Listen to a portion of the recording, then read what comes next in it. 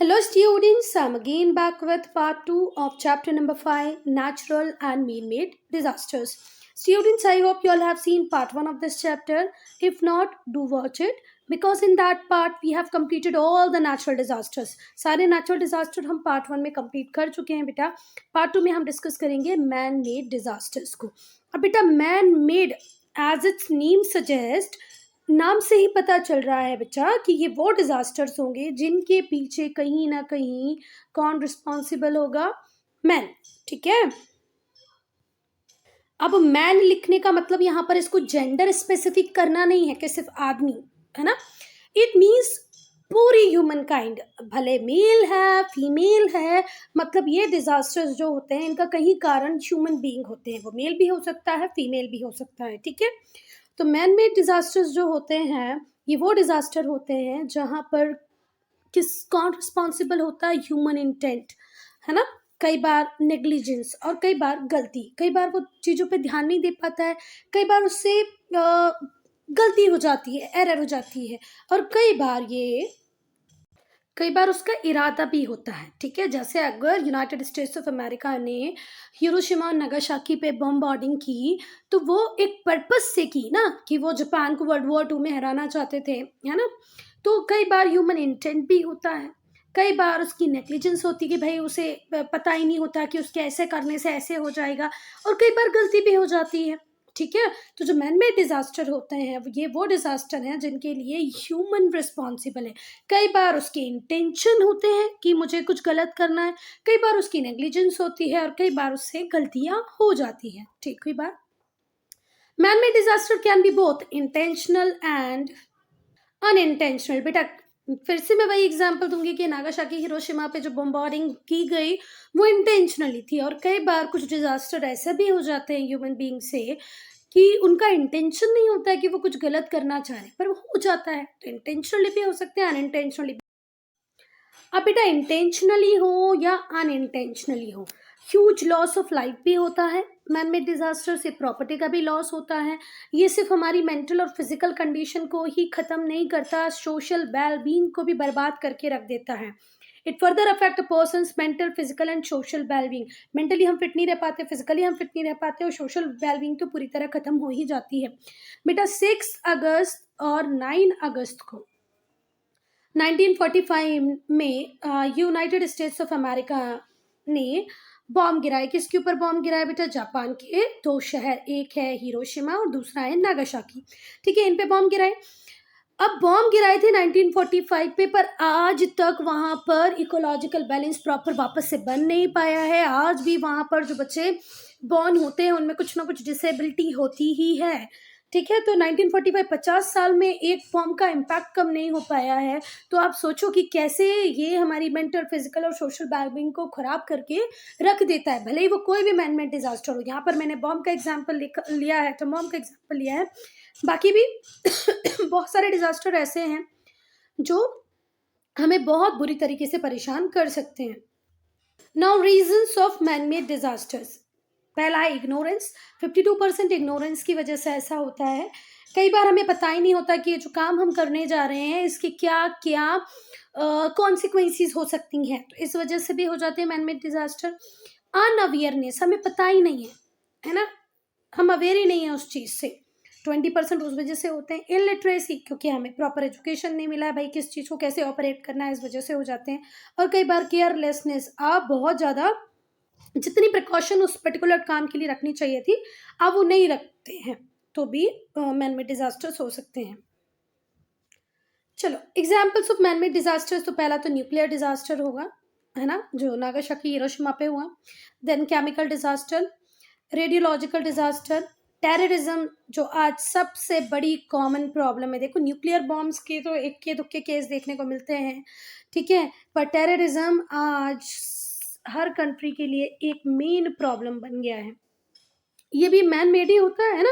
कुछ आदमी होते हैं जो टेररिस्ट बन जाते हैं, उनमें से वो किसी को ह्यूमन बॉम्ब बना लेते हैं और लोगों को रेडिकलाइज करते हैं. बहुत प्रॉब्लम है भाई टेररिज्म की. Then aeroplane crashes. बेटा ये भी एक कॉमन फेनोमेना ही बन गया है आजकल. ठीक है. तो एरोप्लेन क्रैश, अगर आप लोग टीवी देखते होंगे तो आप लोगों ने थोड़े दिनों पहले न्यूज़ में देखा ही होगा बच्चा कि हमारे जो विपिन रावत हैं उनकी डेथ हो जाती है हेलीकॉप्टर क्रैश में। तो अगर ये एरोप्लेन क्रैश के अंदर हम हेलीकॉप्टर क्रैश भी लिख सकते हैं। एरोप्लेन में बहुत सारे लोग एक साथ में मरते हैं जब वो क्रैश होता है, तो हेलीकॉप्टर क्रैश में थोड़े कम लोग मरते हैं। तो हमारे जो चीफ थे डिफेंस सर्विसेज के, तो उनकी डेथ हो जाती है बच्चा हेलीकॉप्टर क्रैश में। भाई बात ये है कि इनका मिलिट्री करियर इतना अच्छा था, मतलब जो आर्मी में इनका करियर बहुत ही बढ़िया था। इन्होंने अपनी लाइफ को कंप्लीटली डेडिकेट कर दिया था इंडिया के वेलफेयर के लिए। इन्होंने अपना काम बहुत ही अच्छे से किया था। बाद में ये बने थे CDS, chief of defence services. First CDS बने थे ये, चीफ ऑफ डिफेंस सर्विसेज, और इनका काम था कोऑर्डिनेट करना आर्मी, नेवी और एयरफोर्स को। पर इनका हेलीकॉप्टर जो होता है वो क्रैश कर जाता है और इनकी हो जाती है डेथ। तो ये कॉमन बात हो गई है आजकल। चलो, फिर बिल्डिंग का कोलैप्स कर जाना, ब्रिजेस गिर जाना, मिटियोर्स, माइंस, टनल्स। तो मिटियोर, माइन, टनल्स तो एक तरफ, बिल्डिंग मटेरियल हम इतना गंदा यूज कर रहे हैं कि चाहे जब बिल्डिंग गिर रही है, ब्रिजेस आज बने कल टूट जा रहे हैं, ठीक है, with in a month, with in a 2 month. पहले ऐसे ब्रिज बनते थे जो 100-100 साल चल जाते थे, पर अब तो हम इस तरीके का कंस्ट्रक्शन कर रहे हैं उनका कि with in a month, with in a 2 month वो ब्रिज टूट जा रहे हैं। तो बिल्डिंग का कोलैप्स होना, ब्रिज का कोलैप्स होना, मीटियोर्स, माइंस, टनल्स, ये भी मैन मेड डिजास्टर्स के टाइप हैं। अगर हम वर्ल्ड की वर्स्ट डिजास्टर्स को पढ़ें तो पहला होगा शेरनोबिल डिजास्टर। ठीक है, अभी आप लोग न्यूज में यूक्रेन रशिया वॉर देखते होंगे ना, अभी भी खैर खत्म तो नहीं हुआ है पर उतना ज्यादा पीक पर भी नहीं है। तो ये जो शेरनोबिल डिजास्टर है ये उसी एरिया को बिलोंग करता है। चलो, 29 अप्रैल 1986 में एक मेजर न्यूक्लियर एक्सीडेंट होता है। कहाँ पर? न्यूक्लियर पावर स्टेशन में, जो शेरनोबिल में था। कहाँ पर? Soviet union. सोवियत यूनियन बोले तो USSR, और करंट डे USSR का जो लेगेसी है उसे कैरी कर रहा है वो कौन है? रशिया। तो पहले यूक्रेन भी रशिया में ही हुआ करता था। तो ये जो शेरनोबिल है उस टाइम में कहाँ पर बिलोंग करता था? यूक्रेन में, मतलब रशिया में। 1991 में बेटा देखो USSR टूट जाता है तो यूक्रेन एक इंडिपेंडेंट कंट्री बन जाता है। ठीक है बात,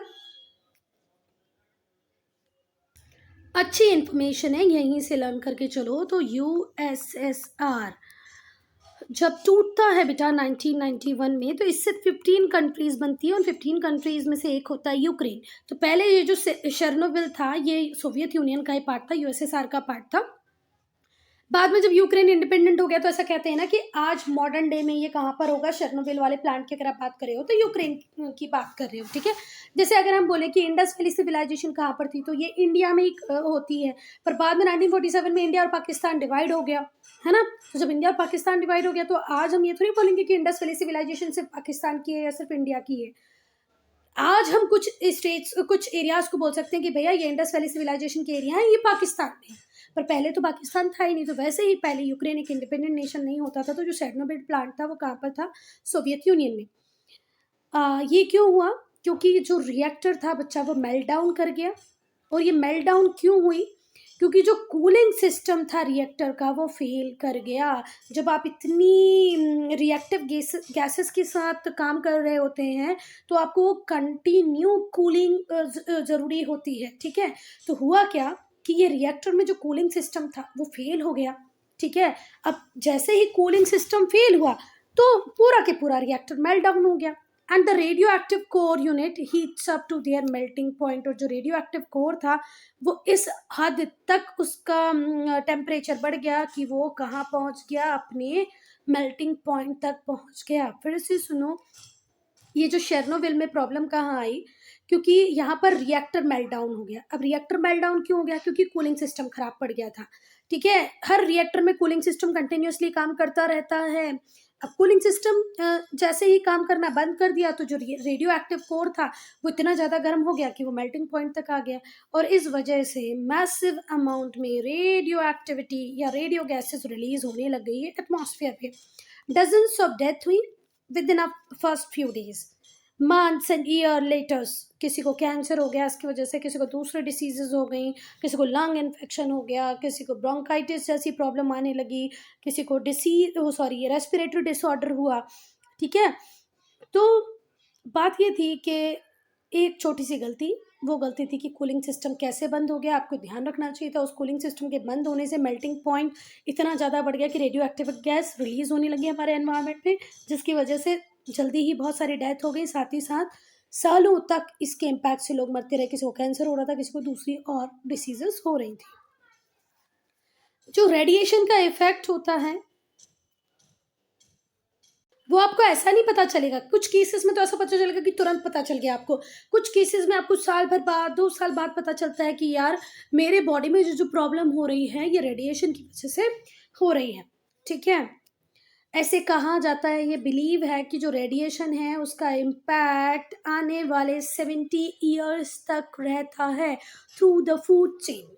ठीक है बात, एक बार इंग्लिश में पढ़ देती हूँ, जरा ध्यान से सुनना। रेडिएशन इफेक्ट करता है एकदम, ऐसा नहीं होगा कि आज कहीं पर ब्लास्ट हुआ और हमको लगने लगे यार आज तो मैं ठीक हूँ, मुझे तो कुछ भी नहीं हुआ। बेटा आने वाले सालों में हो सकता है आपको उस रेडिएशन का इम्पैक्ट समझ में आए कि भाई आज आपको जो प्रॉब्लम हो रही है वो उस रेडिएशन की वजह से हो रही है। ठीक है, तो radiation can only be known after some time. Radiation का जो इफेक्ट होगा वो आफ्टर सम टाइम ही देखने को मिलेगा।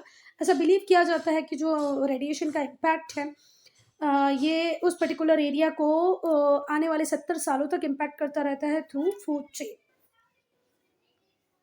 मैंने बोला मैं इंग्लिश में पढ़ देती हूँ पर पढ़ा नहीं।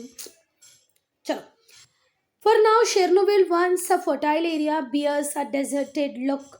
शेरनोबिल जो एक टाइम में फर्टाइल एरिया हुआ करता था, अब वहां पर सिर्फ आपको डेजर्टेड लुक दिखता है और बहुत लिटिल चांसेस बचे हैं कि वहाँ पर कोई वेजिटेशन ग्रो हो सकता है। तो सोचो कि कितना बैड इम्पैक्ट होता है इन चीज़ों का। एक तो थोड़ा बहुत टाइम नहीं लेते हैं, 70 ईयर मतलब एक जनरेशन पूरी पास हो जाए। ठीक है, और उस एरिया में देखो अभी हम कुछ ग्रो भी नहीं कर पा रहे हैं, लोग वहाँ रह नहीं रहे हैं, डेजर्टेड एरिया की तरह हो गया है जो कि एक टाइम में बहुत ही fertile area. Now the Bhopal gas tragedy. बच्चा हम लोग जहाँ रहते हैं ना, इटारसी, इटारसी से सिर्फ 2 आवर्स का डिफरेंस है भोपाल के लिए। भोपाल कैपिटल है मध्य प्रदेश का, मतलब मैं किस स्टेट में रहती हूँ, मध्य प्रदेश में। चलो, तो जो भोपाल डिजास्टर था उसे भोपाल गैस ट्रेजिडी भी कहते हैं। यहाँ पर पॉइजनस गैस लीक हुई थी।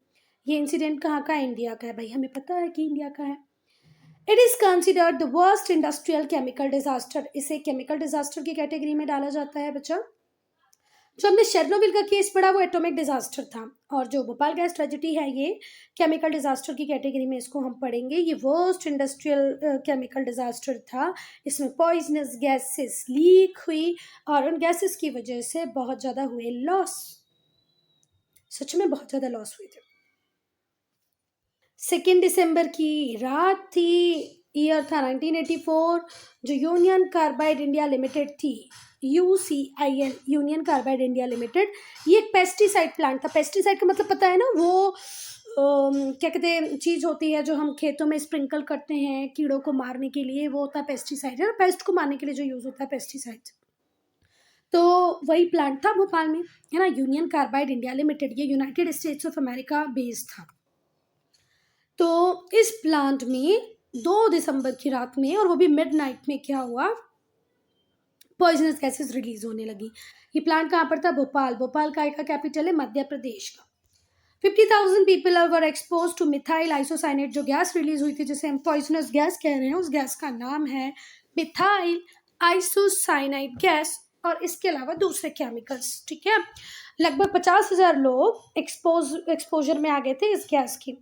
जो गवर्नमेंट थी मध्य प्रदेश की, उसने कंफर्म किया कि टोटल 3,787 डेथ हुई हैं इस गैस लीक से, और over 8,000 died with in 2 weeks. आने वाले 2 हफ्तों में 8,000 लोगों की और डेथ हो गई, और फिर गैस रिलेटेड डिसीजेस से भी और 8,000 लोगों की डेथ हुई। तो मतलब देखो 3,000 तो तुरंत ऑन द स्पॉट मर गए थे। 3,000 नहीं, 37,000, 37,000 नहीं, 3,787, 3,787 लोगों की डेथ तो तुरंत हो गई। 8,000 विद इन 2 वीक डेथ हुई, और बाकी की जो 8,000 थे, 8,000 पीपल थे, उनको गैस रिलेटेड डिसीज हो गई। बेटा मैंने गलती से 37,000 बोल दिया था, 37,000 लिख नहीं आना, ये 3,787 है। हाँ, क्रिमिनल केस फाइल्ड हुआ किसके अगेंस्ट में? इनका जो ऑनर था, CEO था, जिसका नाम था वॉरेन एंडरसन, पर ये रातों रात भाग गया था। इसको हमारी इंडियन पुलिस पकड़ भी नहीं पाई। हमारे मध्य प्रदेश गवर्नमेंट की गलती थी, कुछ उस टाइम में जो कांग्रेस रूल कर रही थी उसकी गलती थी कि ये कैसे इतनी बड़ी गलती करके कहाँ भाग गया था, यूएसए चला गया था। यूनियन कार्बाइड कंपनी कहाँ की थी, यूनाइटेड स्टेट्स ऑफ अमेरिका की थी। ठीक है, तो क्रिमिनल केसेस फाइल किए गए, किसने फाइल किए, विक्टिम्स ने, जिनको इस गैस से प्रॉब्लम हुई थी उन लोगों ने फाइल किए वॉरेन एंडरसन के खिलाफ, जो सीईओ थे यूनियन कार्बाइड कॉर्पोरेशन के। UCC stands for Union Carbide Corporation. The cases are still pending, और कुछ केसेस तो अभी तक पेंडिंग है। खैर अब तो एंडरसन की भी डेथ हो गई। Long term effect on the people. जो इनिशियल इफेक्ट होता है बेटा, वो जो गैस आपको लगती है, तो जो इनिशियल एक्सपोजर होता है रेडियो एक्टिव गैसेस का, उसमें आप लोगों को कफिंग होने लग जाएगी, वॉमिटिंग होगी, आंखों में इरिटेशन, मतलब बहुत ज़्यादा जलन होगी, है ना, इरिटेशन होगी, फीलिंग ऑफ सफोकेशन, ऐसे लगेगा कि हम सांस नहीं ले पा रहे हैं, ब्रीथ नहीं कर पा रहे हैं, सफोकेशन होगा, आई में इरिटेशन होगा, कफिंग होगा, वोमिटिंग होगा। ये तो इनिशियल इफेक्ट होता है, मतलब जैसे ही आप उस पॉइजनस गैस के एक्सपोजर में आए तभी आपको स्टार्ट हो जाएगा। तो बेटा इनिशियली जब भोपाल गैस ट्रेजेडी हुई, 2 दिसंबर की रात में मिडनाइट में हुई, तो जिन लोगों को जैसे ही वो गैस लगी, उनकी आंखों में जलन होने लगी, उनके कफिंग होने लगी, वॉमिटिंग होने लगी, सफोकेशन होने लगा। ठीक है, thousands of people had succumbed by the morning hours after the leak in night में जो गैस उनको लगी, तो कुछ लोग तो thousands of people तो बिल्कुल हार मान गए, उन्होंने तो सरेंडर ही कर दिया कि भाई अब तो उनकी बॉडी काम ही नहीं कर रही है। thousands of people died after the leak in the night. सुबह सुबह ही बहुत सारे लोगों की डेथ हो गई थी। सक्कम मतलब हार मान जाना होता है। ठीक है, मास फ्यूनरल हुए, मास क्रीमेशन हुआ। अब इतने सारे लोगों की डेथ होगी तो मास फ्यूनरल, मास क्रीमेशन तो होगा ही ना।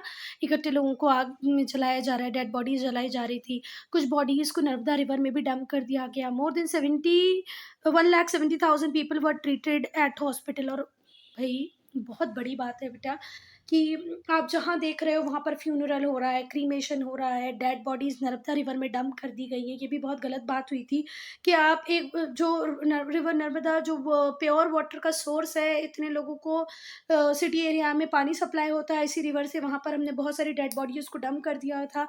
और 1,70,000 पीपल तो हॉस्पिटल में एडमिट थे, उनका द कॉजेज ऑफ डेथ। अब डेथ के कॉजेज क्या थे? पहला कॉज था चॉकिंग। ठीक है, आप सांस ही नहीं ले पा रहे हैं।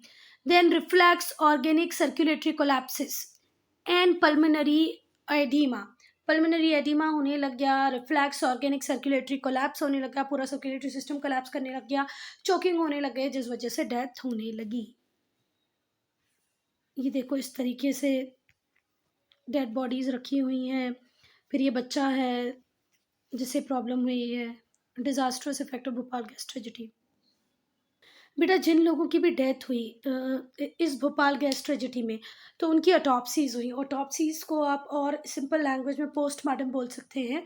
कि जब भी कुछ ऐसे मतलब जब नेचुरल डेथ नहीं होती है, तब जब अगर आपकी डेथ होती है तो आपकी डेथ के बाद होती है ऑटोप्सीज, मतलब आपकी बॉडीज को कट करके देखा जाता है कि भैया इसकी डेथ का प्रोबेबल रीज़न क्या हुआ। तो जब लोगों की ऑटोप्सीज हुई, जब पोस्टमार्टम हुआ, तो उसमें पता चला कि यहाँ पर चेंजेस सिर्फ लंग्स में नहीं आए थे कि आपने उस पॉइजनस गैसेस को ब्रीद इन किया, हाँ, और आपके लंग्स ही खराब हुए, नहीं बच्चा, बट ऑल्सो सेलेब्रल ओडिमा, टेब्यूलर न्यूक्रोसिस और किडनी फेल हुई इनकी वजह से। सेलेब्रल ओडेमा और ट्यूबुलर निक्रोसिस की वजह से किडनी भी फेल हुई। तो अकेले जो इम्पैक्ट था वो लंग्स तक नहीं था, किडनी फेलियर तक हुई। एक गैस के एक्सपोजर में आने से आपकी किडनी फेल हो जा रही है, आपके लंग्स काम करना बंद कर दे रहे हैं। सोचो कितनी पॉइजनस गैस थी वो। बर्थ रेट इंक्रीज हुआ, 300% तक आ गया, पर जो नियोनाटल मोर्टालिटी रेट था वो भी 200% था। ठीक है, नियोनाटल मोर्टालिटी रेट 200% पे पहुंच गया था, मतलब जो बच्चे पैदा हो रहे हैं वो मर जा रहे थे। UCCS लेबोरेटरी, उस लेबोरेटरी में टेस्ट हुआ 1989 में, तब पता चला 1989 में, जबकि ये जो इंसिडेंट था वो हुआ 84 में, है ना, दिसंबर 84 में हुआ। तो आप मान सकते हो चलो 1985 में ही हुआ। 4 साल बाद जब हम UCCS लेबोरेटरी ने टेस्ट किए तो उन्हें पता चला कि जहाँ पर ये इंसिडेंट हुआ है उसके आसपास जितनी भी वाटर सोर्सेज हैं, जो फैक्ट्री के आसपास की जो सॉइल है, जो वाटर सैंपल्स जब लिए गए उनको टेस्ट किया गया, तो ऐसा कहा गया कि वहाँ जो वाटर था उसके थ्रू वो फिशेस भी टॉक्सिक हो गई हैं। Hence fish was not considered edible, मतलब उन मछलियों को खाना भी अब खतरे से खाली नहीं है, उन्हें मछलियों को नहीं खाना है। कि भाई फैक्ट्री के आसपास का जो पानी था, जो ज़मीन थी, वो पूरी टॉक्सिक हो चुकी है। तो फिश उसी से अपनी फूड को एक्सट्रैक्ट कर रही है, फिश भी टॉक्सिक हो गई है। और ये एडवाइस किया गया कि उस टाइम में आपको फिशेस को ईट नहीं करना है। Fish was not considered edible, जो उस एरिया की जो फिशेस थी वो एडिबल नहीं थी। जो हजार्डियस हेल्थ कंसर्न थी वो आज तक कंटिन्यू है, इतने सालों बाद भी लोग उस टाइम में लगी गैसेस से सफ़र कर रहे हैं। नाउ हाइब्रिड डिजास्टर, अब हाइब्रिड से ही पता चल रहा होगा कि इसमें नेचर का भी रोल होगा और ह्यूमन का भी रोल होगा। मैं मैन क्यों नहीं लिख रही हूँ, क्योंकि मैन से आपको लगेगा सिर्फ आदमी इसके लिए जिम्मेदार है, औरतों का तो कोई रोल ही नहीं है, इसलिए मैंने ह्यूमन लिखा है। ठीक है, ये जो डिजास्टर हैं ये लिंक्ड होते हैं दोनों से, नेचर से भी और मैन मेड डिजास्टर्स भी होते हैं।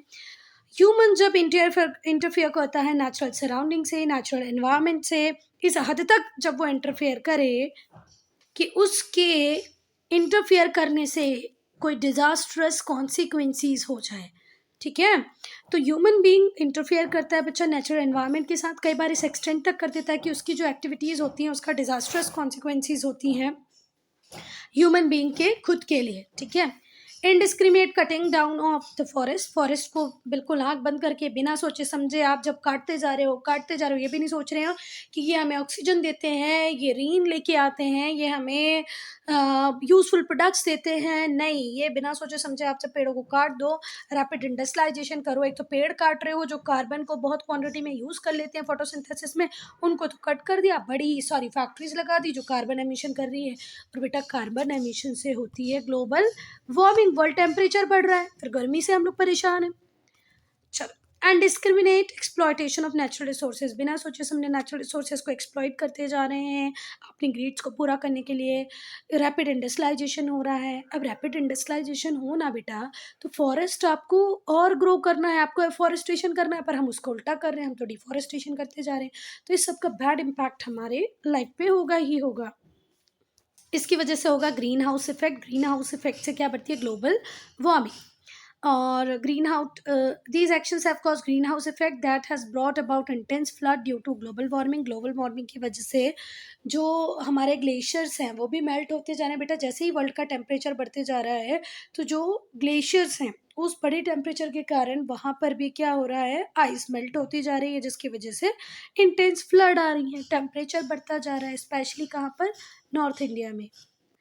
नॉर्थ इंडिया में पेरिनियल रिवर्स हैं जिनका ओरिजिन हिमालय से होता है, तो हिमालय से ओरिजिन होने के कारण उनमें पानी वैसे भी बहुत इनफ होता है, पर जब ग्लोबल वार्मिंग बढ़ती है तो वो जो हिमालय के टॉप नॉचेस पे जो ग्लेशियर बने हुए हैं वहाँ से पानी और तेज़ी से नदियों में आने लगता है और फिर फ्लड का कारण बनता है। ह्यूमन एक्टिविटीज़ जनरली रिस्पॉन्सिबल होती हैं हाइब्रिड डिज़ास्टर्स के लिए। अब हम पढ़ेंगे एक एक करके कैसे। ड्रॉट मतलब पानी की कमी, सूखा पड़ जाना। बेटा इसका मेन रीज़न यही है कि हम ओवर कंजम्पशन कर रहे हैं पानी का, पानी को वेस्ट भी कर रहे हैं, ओवर यूज़ भी कर रहे हैं, साथ ही साथ वाटर को पल्यूट भी कर रहे हैं। हमारा जो इंडस्ट्रियल वेस्ट है वो सीधे हम पानी में डंप कर देते हैं, जिससे वाटर पल्यूशन होता है। फिर अभी हमने देखा था ना कि रिवर नर्मदा जो फ्रेश वाटर का सोर्स है एन नंबर ऑफ पीपल के लिए, उसी में हमने डेड बॉडीज डंप कर दी। तो वाटर पोल्यूशन के लिए भी हम रिस्पॉन्सिबल हैं, वाटर को वेस्ट भी हम कर रहे हैं और ओवर कंज्यूम भी कर रहे हैं। लैंडस्लाइड्स, जब डिफॉरेस्टेशन होता है ना बेटा तो लैंडस्लाइड होती है। देखो ये ज़मीन है, इसके नीचे पेड़ों की जड़ें होती हैं, ठीक है, आपने जब इस पेड़ को काट दिया तो इनकी जो जड़ें थी, मतलब जो रूट्स थी, वो स्वेलन होती है जब वो लाइव होती हैं, जब ट्री फोटोसिंथेसिस का प्रोसेस परफॉर्म करता रहता है तो वो लाइव होती है, स्वेलन होती है, थोड़ी सी फूली हुई, पर जब वो सूख जाती हैं तो इस जगह जो जो एरिया इन्होंने घेरा हुआ होता है, जो एरिया इन्होंने पहले लिया होता है, उससे कम एरिया में आ जाती हैं। इस वजह से जो ज़मीन होती है उसकी पकड़ हो जाती है थोड़ी सी कम, और उस वजह से होने लगती है लैंडस्लाइड। फिर क्या होता है, जब ये पेड़ आप काट दोगे ये ज़मीन बचेगी और रूट्स ने जितनी प्लेस को पकड़ा हुआ था अब वो भी प्लेस कम हो गई है, इस वजह से पूरी की पूरी ज़मीन नीचे खसक के आ जाएगी, जिसे हम बोलेंगे landslides. Hurricane, flood and cyclone, जब आप रैपिड डिफॉरेस्टेशन करते हैं, ग्रीन हाउस इफेक्ट जब होता है, इस वजह से हरिकेन भी आएंगे, फ्लड भी आएंगे, साइक्लोन्स भी आएंगे। ग्रीन हाउस इफेक्ट का मतलब है ग्लोबल वार्मिंग का बढ़ जाना। ग्लोबल वार्मिंग बनेगी, ग्लेशियर्स मेल्ट होंगे, रिवर्स में फ्लड आएगी, ठीक है, हरिकेन्स आएंगे, साइक्लोन्स आएंगे। तो साइक्लोन्स का हरिकेन का डायरेक्ट रिलेशन है रैपिड डिफॉरेस्टेशन मतलब पेड़ों को कट करने से और ग्रीन हाउस इफेक्ट से। फेमाइन एंड क्रॉप फेलियर, कई बार गवर्नमेंट की जो पॉलिसीज़ होती हैं वो फॉल्टी होती हैं। हम एग्रीकल्चर में वे कुछ ऐसी मेथड्स को यूज़ कर लेते हैं जो हमें करना नहीं चाहिए। पेस्टिसाइड को ओवर यूज़ कर रहे हैं, कीड़े मारने वाली जो दवाइयाँ हैं हम उनको बहुत यूज़ कर रहे हैं, इंसेक्टिसाइड को बहुत यूज़ कर रहे हैं। इससे जो सॉइल है वो एग्जॉस्टेड हो गई है बच्चा, उसकी फर्टिलिटी खत्म हो गई है। हम मैन्योर ऐड नहीं करते जो सॉइल के लिए अच्छी होती है, हम फर्टिलाइजर ऐड करते हैं जो सारा की सारा अपना न्यूट्रिएंट किसको देता है, प्लांट को देता है। उसके बाद आप पेस्टिसाइड डाल रहे हो, इंसेक्टिसाइड डाल रहे हो, तो सॉइल खराब हो गई है। तो गवर्नमेंट को इस बात पर थोड़ा सा ध्यान देना चाहिए। केमिकल पॉइजनिंग, जब रैपिड इंडस्ट्रियलाइजेशन हो रहा है तो बच्चा जो हजारियस केमिकल्स हैं वो रिवर में, वाटर बॉडीज में सीधे डंप कर दिए जा रहे हैं, जिससे हमारा पानी पल्यूटेड हो जा रहा है। अर्थक्वेक, जब आप डैम बनाते हैं, माइनिंग करते हैं, लार्ज वाटर बॉडी को क्रिएट करने की कोशिश करते हैं, रिजर्वायर समझ लो, जब आपने डैम बनाया, माइनिंग की, रिजर्वायर बनाया, तो ये एक मेन रीजन बनता है किसका, अर्थक्वेक का, ठीक है। तो डैम कौन बना रहा है, ह्यूमन बीइंग, माइनिंग कौन कर रहा है, ह्यूमन बीइंग। तो इसीलिए इसे हाइब्रिड कॉज कहा गया है कि नेचर की तरफ से अर्थक्वेक आ रहा है पर उसको इनवाइट करने वाला खुद ह्यूमन बीइंग है, क्योंकि उसने डैम्स बना रखे हैं, माइनिंग कर रहा है। क्लियर है। Now fire hazards and safety measures. Fire hazards में वो सारे हैजार्ड्स आ जाएंगे जिनमें फ्लेम्स होती हैं, स्पार्क होते हैं, है ना, हॉट ऑब्जेक्ट्स होंगे, केमिकल्स होगा, that are potential for ignition, ठीक है, that can aggravate a fire to become a large and uncontrolled. Fire hazards में वो सारी चीज़ें आ जाएंगी बच्चा जो एक टाइम में इतनी बड़ी आग लगा सकते हैं कि जिसको कंट्रोल करना मुश्किल हो, ठीक है। हॉट ऑब्जेक्ट्स भी आ सकते हैं, केमिकल्स भी आ सकते हैं इसमें। Fire hazards poses threat to life and property. बच्चा आग जब लगने लगती है, भले वो फॉरेस्ट में हो या घर में हो, लोगों को बचाना बहुत मुश्किल हो जाता है। तो लाइफ तो जाती ही जाती है, प्रॉपर्टी का भी बहुत डैमेज होता है। इसलिए प्राइम ऑब्जेक्ट होना चाहिए सेफ्टी सिस्टम का कि वो फटाफट से डिटेक्ट कर ले, रिमूव कर दे, रिड्यूस कर दे जो फायर थ्रेटन्ड है, ठीक है। आप अपने घरों में, अपनी फैक्ट्रीज़ में, अपने कोचिंग सेंटर्स में, इंस्टीट्यूशन में इस तरीके का फायर अलार्म सिस्टम लगाएं कि वो फटाफट से डिटेक्ट कर ले, और हो सके तो वो कुछ इस तरीके की प्रैक्टिसेस करे जिससे कि वो फायर वहीं के वहीं ख़त्म हो जाए, जिससे जो पोटेंशियल, जो आने वाला बहुत बड़ा खतरा है वो टल जाए। अब हम फायर सेफ्टी मेजर देखेंगे तो बच्चा फायर सेफ्टी में सेट ऑफ प्रैक्टिसेस आपको लेनी पड़ती हैं, मतलब बहुत सारे वन बाय वन काम करने पड़ते हैं जिससे जो डिस्ट्रक्शन होगा फायर से वो कम किया जा सके। फायर मेजर्स में वो सारी चीज़ें आएंगी जिससे कि आप इग्निशन को रोकें, अनकंट्रोल्ड फायर को रोकें, ठीक है।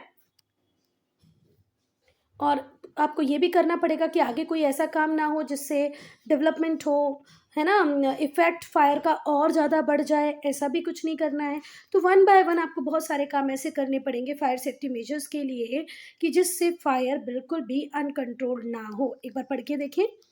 Fire safety is a set of practices intended to reduce destruction cause by fire. Fire की डिस्ट्रक्शन को रोकने के लिए हम सेट ऑफ प्रैक्टिसेस यूज़ करते हैं, इन्हें हम क्या कहते हैं, फायर सेफ्टी। फायर मेजर्स में आएगा included those that are intended to prevent ignition, जो इग्निशन से रोके, अनकंट्रोल्ड फायर को रोके, those that are use to limit the development and effect of fire, जो फायर के डेवलपमेंट और उसके इफेक्ट को कम कर दे, फायर ज़्यादा एरिया में ग्रो ना कर पाए, डेवलप ना कर पाए और उसका इफेक्ट भी कम हो जाए। तो फॉलोइंग चेकलिस्ट हमें हेल्प कर सकती है, help you to spot fire hazards in your home, और ये आपकी फैमिली को क्विकली हेल्प करेगी एस्केप करने में कि अगर किसी चीज केस में अगर आग लग भी जाए तो आपको कैसे भागना है।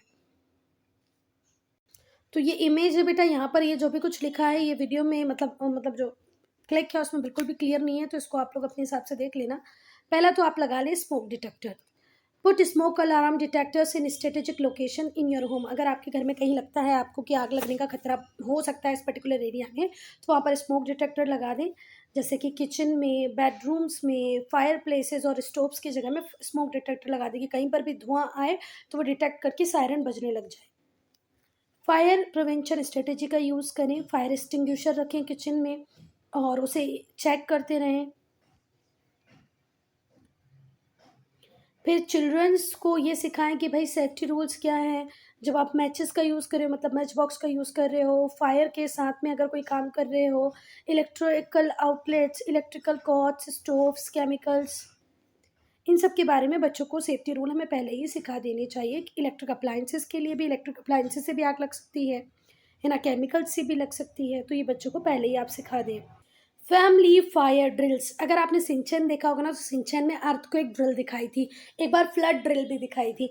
मतलब हम इस तरीके से रिक्रिएट करेंगे चीज़ों को कि एक्चुअल में अगर कुछ ऐसा हो जाए तो हम उस चीज़ से कैसे डील कर पाएँ, ठीक है। You should know the emergency number of fire department, आपके पास फायर डिपार्टमेंट का इमरजेंसी नंबर होना चाहिए। आप बच्चों को सिखा दें कि भैया किस तरीके से आपको क्या करना है उस पर्टिकुलर टाइम में जब फायर लग जाए। आप बच्चों को ये सिखा दें कि कैसे उन्हें रुकना है, कैसे ड्रॉप होना है, कैसे रोल होना है। If their clothing catches fire, अगर कपड़ों में आग लग जाए तो कैसे उन्हें रोल करना है, कैसे बैठ जाना है, ये सब बच्चों को पहले ही सिखाया जाए, जिससे कि जो आग लगी है उससे उसको सीरियस बर्न ना हो। आप लोगों को बेटा पहले से ही फायर एस्केप रूट डिसाइड कर लेना चाहिए, पूरी फैमिली को साथ में मिलके, कि भाई अगर किसी केसेस में फायर हो भी गई तो आउटसाइड जाके ये किस प्लेस पे मिलेंगे, है ना, कहाँ पर ये सारे लोग इकट्ठे होंगे, तो इसके लिए प्रॉपर प्लानिंग हो जानी चाहिए। और आपको 1-2 बार लगभग साल में 2 बार तो कम से कम ये जो आपका एग्जीक्यूशन प्लान, एवैक्यूएशन प्लान है, मतलब जिस रूट से आप बाहर निकलोगे, जो है उसकी प्रैक्टिस कर लेनी चाहिए। Practice your escape route in family fire drill at least twice a year, साल भर में 2 बार तो कम से कम हमेशा करके देख लें, तो हमें समझ में आ जाए कि बच्चों को बात समझ में आ रही है कि नहीं, हम प्रॉपर एवैक्यूएट हो पा रहे हैं कि नहीं हो पा रहे हैं। और साथ ही साथ जब प्रैक्टिस कर रहे हो, जब ये ड्रिल हो रही हो, मॉक ड्रिल जब हो रही होगी, तब आपको एस्केप वैसे ही करना है कि अगर स्मोक होगी तो कैसे करोगे, हैंड नीज को किस तरीके से लेके चलना है, किस तरीके से क्रॉल करना है। मतलब ऐसा नहीं कि आज आग नहीं है तो आप कैसे भी भाग रहे हैं, क्योंकि जब आग होगी तो आपको बैठ के चलना है, सर को संभाल के चलना है, तो वो बातों का भी ध्यान रखें। जब आप इस प्लान में मास्टर हो जाएं, ठीक है, तो एक बार इस ड्रिल को नींद में करके देखें। जब आप सो गए हो ना, सारे लोग घर के सो गए हो, तो अचानक से एक बार रात में उठ के इसको करके देखें। पर ये कभी करें जब आप एक प्लान में मास्टर हो गए हो, ठीक है। और ऐसा नहीं कि अपन ऐसा प्लान करके सोएंगे कि चलो आज रात में उठ के ड्रिल करेंगे, अचानक से ऐसे स्मोक अलार्म बज जाए और आप सब उठें और फिर भागें, और फिर देखो कि आपने जो प्लान बनाया है उसके अकॉर्डिंग आप चल पा रहे हो कि नहीं चल पा रहे। पोटेंशियल फायर हैज़ार्ड, आपको पोटेंशियल फायर हैज़ार्ड में हम लोग पढ़ेंगे बच्चा, हमें जब भी हम कुकिंग कर रहे होंगे, गैस स्टोव के साथ काम कर रहे होंगे, तो हमें हर चीज़ पे नज़र रखनी है, वहाँ पर प्लास्टिक हो, मैचेस हो, etcetera. Keep an eye on anything while you are cooking, भले वो गैस स्टोव हो, प्लास्टिक हो, मैच बॉक्स हो, सबके ऊपर। और जब भी आप अपनी एस्ट्रे को एम्प्टी कर रहे होंगे, मतलब जो एस्ट्रे में जो कचरा होगा उसको खाली कर रहे होंगे, तो उसके पहले ये इंश्योर करा लें कि जितनी भी सिगरेट बट्स हैं वो पूरी तरह एक्सटिंग्विश हो गई हैं, पूरी तरह बुझ गई हैं, ठीक है। फायर वर्क को अवॉइड करें। Think of safety first when dealing with fire work, जब भी फायर वर्क से डील कर रहे हो तो पहले अपनी सेफ्टी के बारे में सोचें। फायर वर्क को अवॉइड इसलिए करना है बेटा, अगर आप अपनी सेफ्टी को लेके इंश्योर नहीं है तो वो काम ना करें जिससे आग लग जाए या आपको हार्म हो। जनरली जो बिल्डिंग का ओनर होता है उसे अपनी बिल्डिंग बनाने के पहले ही सोच लेना चाहिए कि इन केस ऑफ फायर किस तरीके से एवाक्यूएशन होगा। तो बिल्डिंग का जो ओनर होता है बेसिकली वही प्लान को डिस्प्ले करता है किसी भी हाउस के। अगर हमें फायर सेफ्टी प्लान को प्रॉपर्ली रन करना है तो जो ओनर होगा वो इंश्योर कराएगा, सारे विजिटर्स को, स्टाफ को इन्फॉर्म कराएगा कि उन्हें क्या करना है इन केस ऑफ फायर, क्योंकि बिल्डिंग का प्लान उसके पास है, कहाँ पर से रास्ता है, कहाँ से जाना है, कौन सा वे सबसे सेफ रहेगा, ये सब कौन ही बताएगा, ओनर बताएगा। जो फायर इमरजेंसी होगी तो सेफ्टी प्लान अवेलेबल होना चाहिए, किसके लिए, रेस्पॉन्डिंग फायर डिपार्टमेंट्स यूज़, जो फायर एक्सटिंग्विशर होती है या जो डिपार्टमेंट होगा जब वो काम करने आए तो वो कहाँ से काम शुरू करे, इसके लिए प्रॉपर प्लान होना चाहिए। फायर सेफ्टी प्लान स्ट्रक्चर की कॉन्टैक्ट इन्फॉर्मेशन हो, यूटिलिटी सर्विसेज आपके पास अवेलेबल हो, including shut off valves for water and gas etcetera. Students, I am ending this video here. Only if you have any doubt, any problem, you write in comment section. Part 3 में हम disaster management discuss करेंगे, India में कैसे disaster management होता है।